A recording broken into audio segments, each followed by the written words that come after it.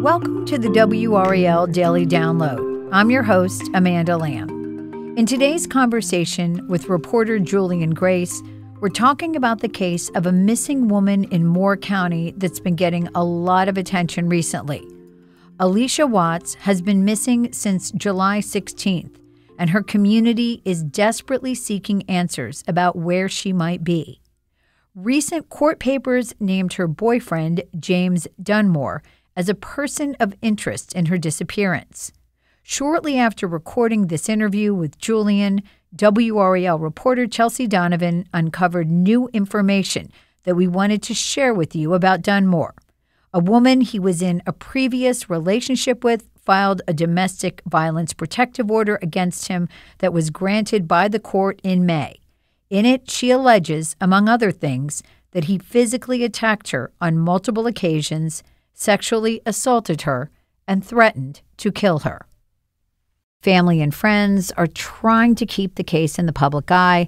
Julian has been covering this. Julian, welcome to the program. Hey, thanks for having me. So let's go back to what preceded Allisha's disappearance. She went on this trip to Charlotte with her boyfriend, James Dunmore. Tell me about that situation and then about her car being found on July 18th in Anson County. Yeah, so even before we get to those dates, the first date that we heard about was from her family members and friends. July 14th, she left Moore County, and her friend said that she was really excited to be traveling to Charlotte to spend the weekend with her boyfriend, and on July 16th, they were going to go to a comedy show in Charlotte. But what happened that evening is Allisha Watts and her boyfriend never showed up. So when they didn't show up, some family members and friends thought maybe they just took a detour, but that seems highly unlikely because they were excited about this show. And so then eventually she is reported missing. Yes, then eventually she is reported missing. Her friends said, this is just not right. There has to be something more to this. So they called her constantly, no response. They said, hey, we have to file a missing persons report. And some people might think that was a little early, but they knew something wasn't right. I think they felt it in their gut. It wasn't in her character. Right. So July 18th, her car is spotted at a DMV in Anson County. What did police find? Yeah, they found James Dunmore inside her vehicle, and he was kind of unresponsive at first. When the officer approached him, he said he was just tired and he needed to take a nap. And that was pretty much the end of that encounter. But then later, the police department actually realized, well, this guy is tied to Allisha Watts, who we are currently looking for, and he's in her vehiul. So a person of interest. A person of interest. And we learned this from these warrants, right? Yes. So tell me about that. So these warrants were released. You got them from the court, and they shed more light on Dunmore, his history, and really how investigators are now viewing this case. Yeah, and hats off to Chelsea Donovan for just pushing to get more information on this investigation through court records, because the Charlotte Mecklenburg Police Department, they haven't been very forthcoming with information. But what we do know from those court documents, it says that James Dunmore attempted suicide. He tried to commit suicide. Now, we don't know exactly if that was in the vehicle or what place and where did that take place and how did all of that happen. But we also found out he has been convicted. He's been convicted on a number of charges that are related to domestic abuse, which you hear that and you see that and then you start to piece everything together. It raises some red flags. A lot of red flags. Absolutely. And we will talk more about this case after the break. Welcome back to the WRAL Daily Download. So, unfortunately, women disappear across the country every single day, also in North Carolina, and we don't hear about it or it doesn't become news. But this case really became news because this community refused to give up on this situation. And so tell me about how we learned about this and what this community is doing to help find this woman. Yeah, so you have July 16th and Allisha Watts is missing. Her friends immediately go into a proactive mode and try to find her. But as they're doing all of this, we didn't catch wind of it until July 23rd. It came through in an email and in phone calls, and I spoke with one of her friends and she says, hey, we have to get this out there to the public. Will you talk to us? Will you let us know? Because this is out of her character. We need to find Allisha Watts. And in my mind, I'm just thinking, okay, this is July 23rd. maybe she's been missing for 24 hours, maybe the 22nd. And they said, no, she's been missing since July 16th. And I'm like, why are we just now hearing about this? Yeah, why didn't we know?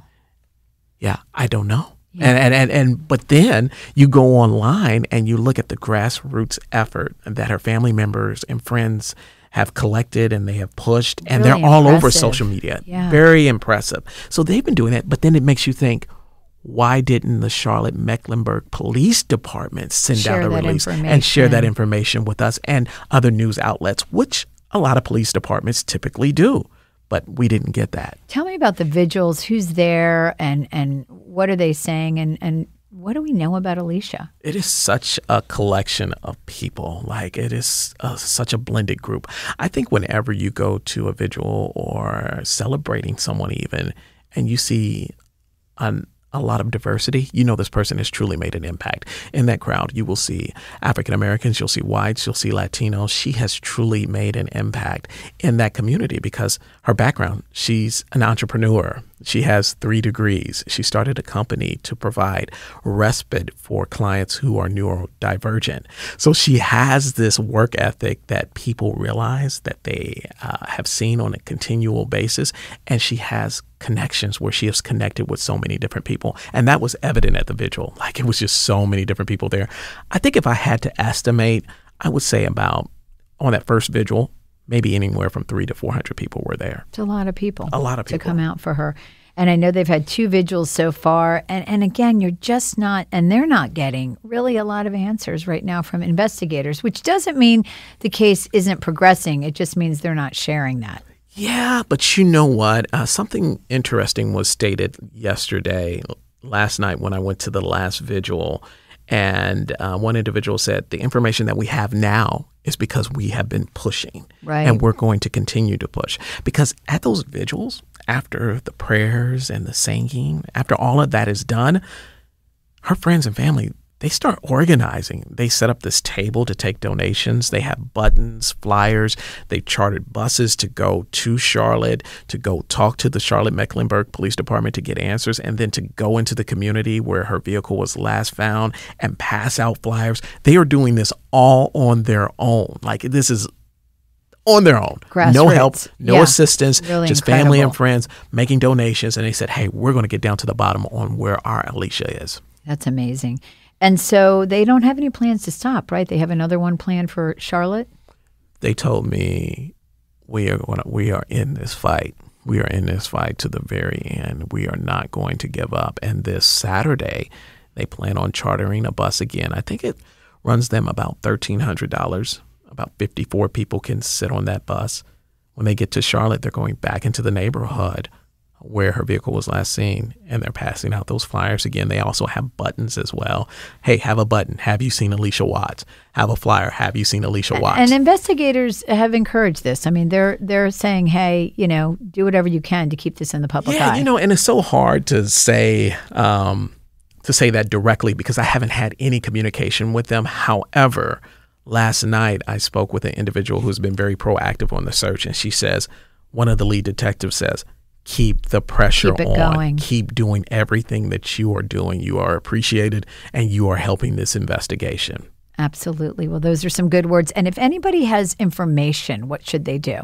I think in any situation, you want to call the investigative agency that is leading the investigation, and that is the Charlotte-Mecklenburg Police Department. But hey, if you don't want to call the Charlotte-Mecklenburg Police Department, call the police department in your area and say, I have information, 911. or just call 911. Or call Crime Stoppers. I have information possibly on Allisha Watts. Just do that. Just make that phone call, and that will go a long way to help. And of course, more information is on our website, WRAL.com, including her photograph if people want to see what she looks like. And we are recording this on Wednesday afternoon. This will air Thursday morning. So if there's any new information, we'll include that in our notes and also links to the story. Thank you so much, Julian, for keeping us up to date on this really important story.